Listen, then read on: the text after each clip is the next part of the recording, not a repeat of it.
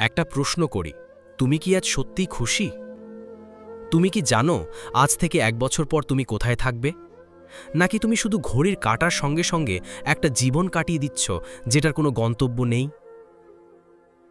তোমার উত্তর যদি না হয়, তাহলে এই 10 মিনিট শুধু তোমার জন্য। কারণ এই কথাগুলো তোমার মতোই একজন মানুষের জীবন বদলে দিয়েছিল।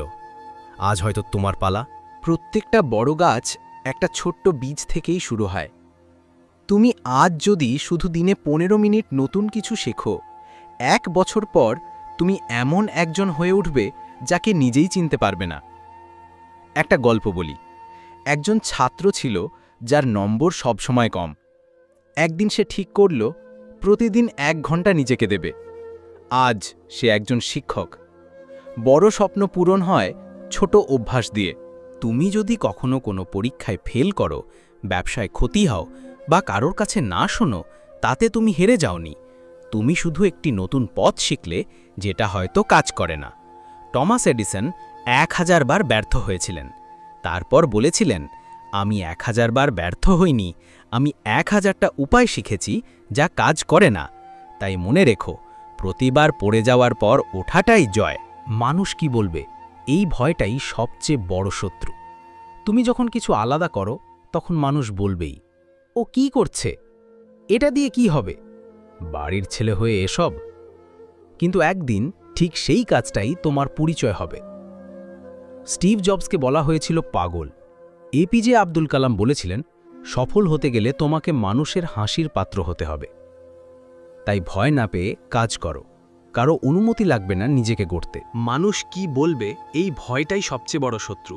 তুমি যখন কিছু আলাদা করো, তখন মানুষ বলবেই, ও কি করছে, এটা দিয়ে কি হবে, বাড়ির ছেলে হয়ে এসব। কিন্তু একদিন ঠিক সেই কাজটাই তোমার পরিচয় হবে। স্টিভ জবসকে বলা হয়েছিল পাগল। এপিজে আব্দুল কালাম বলেছিলেন, সফল হতে গেলে তোমাকে মানুষের হাসির পাত্র হতে হবে।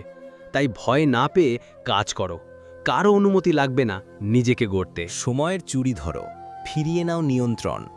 তুমি প্রতিদিন কত ঘন্টা মোবাইলে কাটাও? সোশ্যাল মিডিয়ায় স্ক্রল করতে করতে সময় চলে যাচ্ছে, কিন্তু জীবনের লক্ষ্য তখনও ফাঁকা। একটা ক্যালকুলেশন করো, যদি তুমি দিনে 2 ঘন্টা মোবাইলে অপচয় করো, 1 বছরে 730 ঘন্টা নষ্ট। এই সময় দিয়ে তুমি একটা স্কিল শিখে ফ্রিল্যান্স করতে পারতে, নিজের বই লিখতে পারতে, ফিটনেস ঠিক করতে পারতে। সময় মানেই জীবন, তাই সময় নষ্ট মানেই জীবন নষ্ট। নিজের পথ নিজেই গড়ো। জীবনটা কারোর জন্য থেমে থাকবে না। তুমি যদি নিজের দায়িত্ব না নাও, কেউ এসে তোমার স্বপ্ন বাস্তব করবে না। তুমি যদি গরিব পরিবারে জন্মাও, সেটা তোমার দোষ না। কিন্তু তুমি যদি সেই দারিদ্র্য নিয়েই মরো, তাহলে সেটা পুরোপুরি তোমার ভুল। তুমি হয়তো আজ কাজ পাচ্ছ না, হয়তো কেউ পাশে নেই, হয়তো নিজের ওপরই বিশ্বাস নেই। কিন্তু একটা সিদ্ধান্ত আজকে, এখন থেকেই তোমাকে পাল্টে দিতে পারে। প্রতিদিন সকালে উঠে আয়নার দিকে তাকাও আর বলো, আমি পারি, আমি করব, আমি থামব না। তোমার জীবনের গল্প এখনও লেখা শেষ হয়নি। তুমি চাইলে আজ থেকেই নতুন একটা অধ্যায় শুরু করতে পারো। শুধু দরকার একটুখানি সাহস, একটুখানি বিশ্বাস আর একটা সিদ্ধান্ত। তুমি পারবে, তোমার নাম। শুধু আজ থেকেই শুরু করো।